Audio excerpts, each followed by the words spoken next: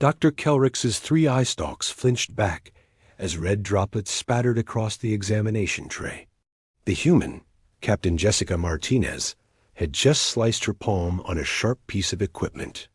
"Apologies, Captain," Kelrick chittered, his translator turning the clicks into English.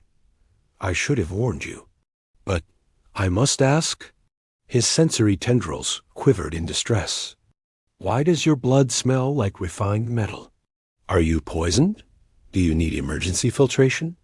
Jessica glanced at her bleeding hand, then back at the alarmed alien doctor. "Poisoned? Nah, Doc.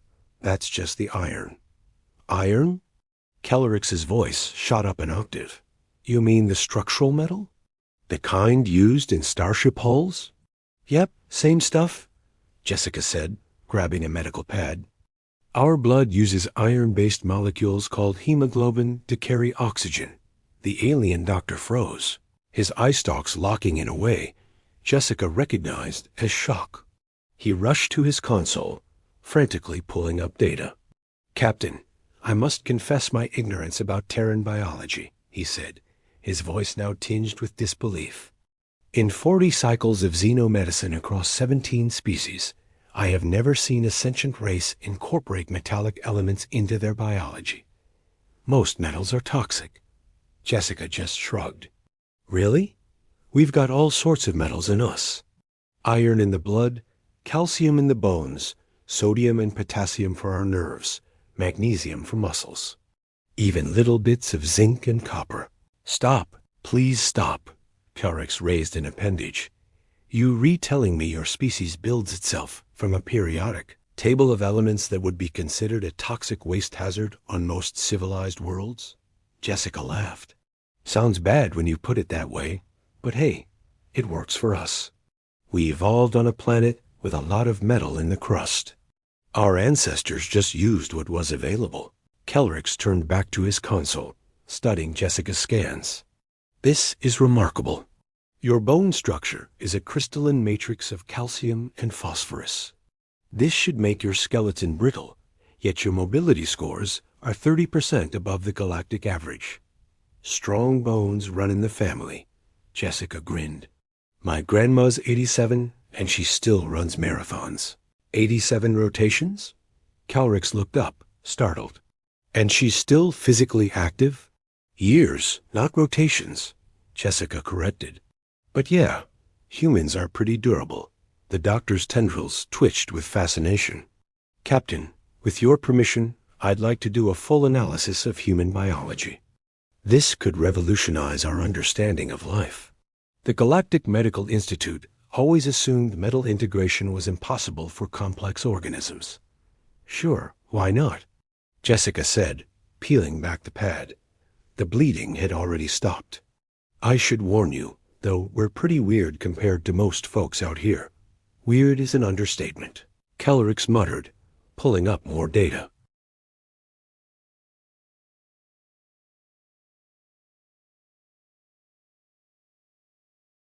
"Funny thing about that," Jessica said. "We need that oxygen. The iron in our blood binds to it and carries it to our cells. We'd suffocate without it." "You weaponized corrosion as a metabolic process," Kelrick said, completely awestruck. "Incredible. And this iron, it's why human blood is red." "Yep, oxidized iron. Basically, rust. We're all just walking around with rust-colored blood."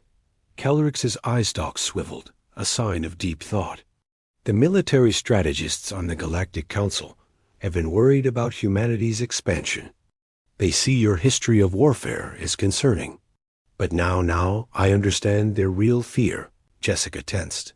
"What do you mean?" "Captain, your species evolved on a world that tried to kill you at every turn. You adapted by incorporating the very elements that poison others into your biology.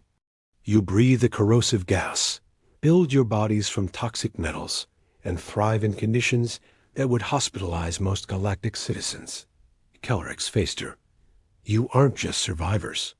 You are apex adaptation in biological form." "I never thought of it that way," Jessica admitted. "We're just us. That pragmatism may be your greatest advantage," Kelrick replied.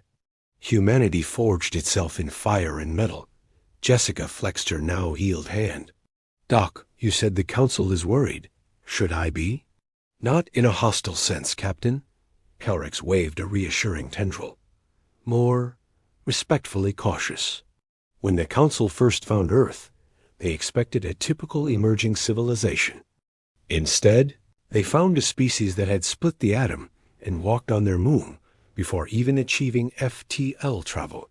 We're stubborn like that. Indeed. And now, learning that human biology itself is a testament to your ability to overcome the impossible, the Council will need to revise many assumptions. Well, Doc, I hope this helps your research, Jessica said, standing up. It will, Captain. One final question? Sure. On a world as hostile as Earth, with biology built from metals and corrosive gases, what drove humanity to reach for the stars? Jessica smiled. Same thing that drove us to survive everything Earth threw at us, Doc. We looked up at the night sky and wondered what was out there. Curiosity might be the most human trait of all. As she left, Kellerix composed his report to the Galactic Medical Institute. He titled it, Humanity, the Species That Bleeds Metal and Dreams of Stars. What an incredible story, right? It really makes you think about what makes us human. If you enjoyed this journey into sci-fi, don't forget to hit that like button and subscribe for more amazing stories from across the galaxy. Thanks for watching, and we'll see you in the next one.